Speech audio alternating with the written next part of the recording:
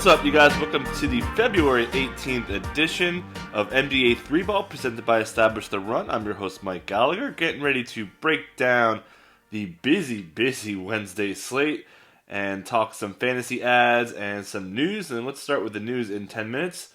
Make sure you're hitting the thumbs up and subscribing, please.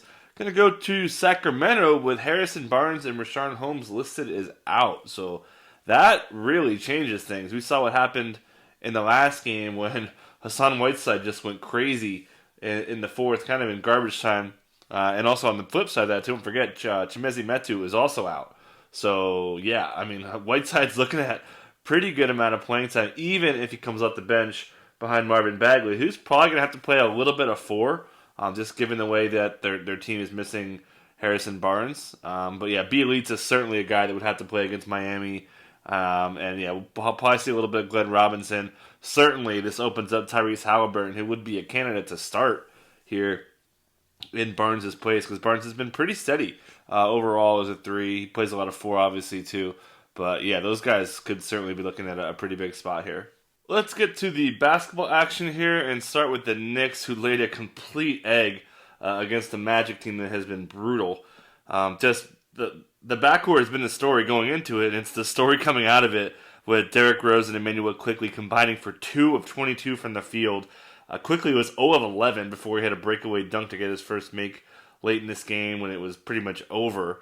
Randall was on fire to start this game and kind of went away from it. They kind of locked him down a little bit better. And Nerlens Noel got 30 minutes again. That's consistent. He's getting a lot of playing time. As Tibbs, not having that bench, he said, that's got to be our calling card, and he's right. The Magic get some bodies back with Evan Fournier returning, as well as Al-Farouq Aminu with the minutes cap at 12 minutes, and even some Mo Bamba got some minutes in here. Clifford said that he may find some time. It'll be matchup driven. Knicks are bigger. That kind of made sense. He also had an interesting quote saying he's not going to go away from Kem Birch because he's been one of our best players. Interesting quote from him. Obviously, Vooch is kind of playing at another level. Didn't shoot the ball well today. A little bit of not a great matchup for him. Dwayne Bacon started for James Ennis, and also worth noting that after the game, Clifford said he didn't want to play guys too many minutes because he's concerned about muscle pulls. He said, quote, that's what happened to James Ennis. So just keep an eye on that for guys playing too many minutes if the games are condensed. Terrence Ross was just insane in this game, totally dominated everywhere. And Jason Randall, more playing time than I thought right away, so he's certainly going to lock down the minutes, probably mid-teens, which puts him on the board as a punt, especially if they're playing a good team. Hawks get the win without Lloyd Pierce, 122-114. Trae, man, 40 ball. 8 assists as well. Didn't even get to the line. He was just chucking, taking threes, doing everything, getting inside the paint. Brad Stevens said they were trying to throw every guard at him, and they all couldn't stop him just because he was too good. Cam Reddish is shooting the ball better. That's really nice to see. Clint Capella really killed the Celtics inside, especially early on. They had 8 at-rim shots in the first 5 minutes.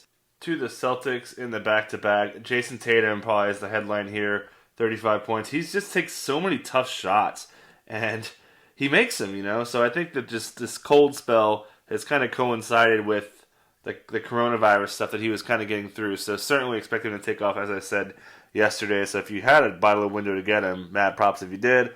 Peyton Pritchard minutes were down a little bit, even without Kemba Walker, as they kind of, again, mixed it up because Trae was just so good. They went with the non-point guard lineup, and it wasn't really that great. They certainly missed him. Time Lord, disappointing in playing time. Only got 19 minutes. I thought he'd definitely get into the 20s today, given the way the Hawks played, especially the way it started out. Semi Ojeleye, I think, has really kind of asserted himself for now, at least until they start getting people back. But he's been playing awesome. He gives his team a lot of what they need. Aaron Nesmith as well is another guy who's playing some pretty good defense, hitting shots. For a rookie, he's been pretty solid. Moving to the Rockets, looked like this game was going to be a blowout, but somehow John Wall got red hot in the second half to put up a pretty good line after it looked like he was dead. Daniel House got dinged up, did return. Jayshawn Tate, again, I talk about this guy, it feels like every day. He's been so good. And big time DeMarcus Cousins bounce back game. Before the game, Steven Silas said he wanted to match him with Embiid. Mentioned on 3-Ball yesterday that he didn't like Cousins in small lineups. Today could be a good Cousins day. So props if you played him after the dud before that. David Nwaba continues to play really, really well. Sterling Brown tweaked something, looks to be fine. Ben McLemore a little bit bounce back. Eric Gordon back a little bit earlier than I expected. and looked fine. Ben Simmons had the flu, so we got another new starting lineup in here. And I was sold that Furkan Korkmaz, who started the last game against the Blazers when Ben was out, I was sold that Furkan Korkmaz wasn't going to start because that game happened when it was against the Blazers without Dame, without CJ. So this is a different animal against John Wall. So once they announced Matisse Thybulle was starting, that was really bad news for Tyrese Maxey because they didn't really need his defense in that instance. So yeah, him getting only 12 minutes was real rough. Seth Curry hurt his hand early, went off. Huge runs on threes. Obviously, Tobias Harris smash. Embiid was a pretty obvious pick to smash without Embiid with them, which they're going to dump the ball inside to him. Even with Cousins playing pretty solid against him. Ben only had the flu, so not too much to take away from here as he's been playing great lately. The Nuggets-Wizards game was straight bananas today. Jamal freaking Murray, man. Blue Arrow looks to be coming back here. He had that really rough start. Wasn't healthy, honestly. So we may start to see Bubble Murray here. I'm kind of buying what he did. Better game for Michael Porter Jr. overall. Jokic is just on another world. Alex Len did defend him pretty well in the second half. Facu Campazzo got a little extra playing time with some Porter Jr. foul trouble. And Marte Morris did return. Gary Harris also returned. Definitely rust there, but he'll start to look better. And Denver will probably start playing in some better games defensively. Wizards get the win. Thomas Bertans, insane. 9 of 11 from 3 for 35 points. 8 of 8 from the line. Got fouled on a 3 late, made all 3 free throws, obviously. Just crazy game. Mo Wagner got benched because just Jokic smashed on him in 3 minutes, so that was that. Alex Len put his body into Jokic and slowed him down, so that was a big sign. Definitely keep that in mind against certain matchups that Alex Len has played okay. And then we also got some Bertans center minutes, and then obviously Beal and Westbrook are going to do the thing. Another Westbrook triple-double in a win. Another straight bananas game with the Pacers beating the Wolves, 134-128 in OT. This game was so fun. Sabonis career high 36, just eating inside against the Wolves, which happens a lot. Malcolm Brogdon looks to be back. Really aggressive, filling the stat sheet in different areas. He looks awesome. 8-man airtight rotation. Aaron Holiday getting some overtime minutes as well, playing much better after he was kind of falling out of favor, and I think he likes him, Bjorkgren, so something to keep an eye on there. To the Wolves, Malik Beasley got benched for late to the shoot-around, and man, 41 minutes with the overtime frame, 4 straight he's hit 36+, he is getting the playing time. Squeaky wheel season for saying he needs to play more, and he is, so that's great to see. Big bounce-back game from Ricky Rubio, who's been dead in the water lately, which affected Anthony Edwards, who was crushing on ball, was getting 5.5 minutes of touch time coming into it lately. 14 drives per game over the last 3. He was sitting in the corner a lot, and he wasn't playing the way he was playing, so that was discouraging. And man, Jade McDaniels, apparently my guy, 37 minutes. Can't really do much besides shoot the 3, but he's shooting them. He can block shots, and you love that in fantasy, so that's why I'm really drawn to him right now. And Cat looked amazing today. To the Pistons, Jerami Grant just smashed, man. I mean, there's no doubt he's just going to be the man. Sadiq Bey, a little bit quiet. And yeah, he's going to get playing time. Certainly a guy that I'm believing in, as well as Josh Jackson. He's starting to ice out Wayne Ellington, and Sadiq Bey spacing the floor more makes Wellington not as important. So that's great news for Jackson. Not much to say on the Bulls besides Kobe White, Wendell Carter Jr., Patrick Williams getting benched in the second half. Certainly kind of worked itself out as the Bulls got this win. Levine is just on another world right now. To the Blazers, Damian freaking Lillard, man. MVP talk about to get real hot up in here. And Rocco with the 5, man. Blocks again. Love to see it. He's kind of back. Pelicans, Free Willie?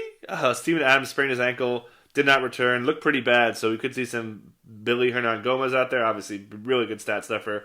Van Gundy likes him. And Williamson, man, he is fully breaking out, as I've said previously. I mean, I'm sold. OKC drops the back-to-back in Memphis. Some traveling issues. Shea return looked pretty good. Winded late in the game. A little bit quiet on the non-scoring stuff. Isaiah Roby got the start for a rest at Al Horford.